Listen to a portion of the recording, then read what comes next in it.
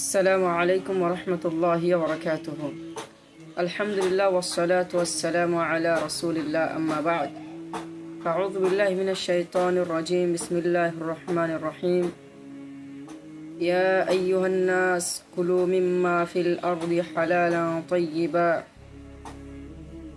ولا تتبعوا خطوات الشيطان إنه لكم عدو مبين. وعن أبي بكر رضي الله تعالى عنه عن النبي أن رسول الله صلى الله عليه وسلم لا يدخل الجنة جسد غذي بالحرام.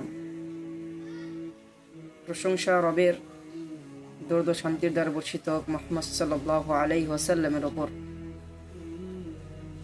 সম্মানিত ভাইয়েরা, আল্লাহ তাআলা সারা মানব জাতিকে উদ্দেশ্য করে বলেন, হে মানব জাতি, তোমরা এই জমিনের মধ্যে যেটা পবিত্র, যেটা হালাল, যেটা বৈধ, সেটা ভক্ষণ করো এবং শয়তানের পদঙ্ক অনুসরণ করো না, কেননা সে তোমাদের প্রকাশ্য বড় শত্রু।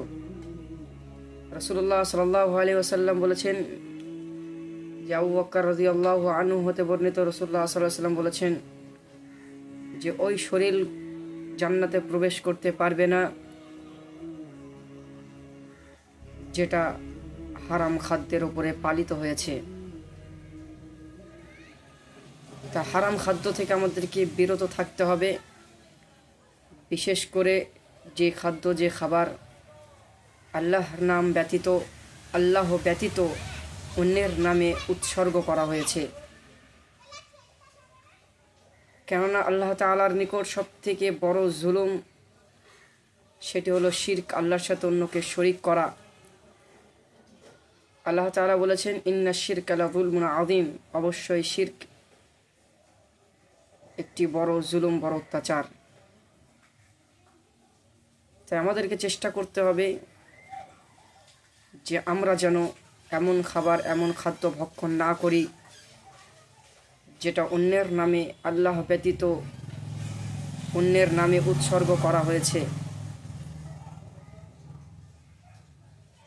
কেননা কিছু খাবার, এই রকমই কিছু খাবার আমাদের বাড়ি বাড়ি পৌঁছাতে যাচ্ছে অথবা কোনো জায়গায় পৌঁছেছে।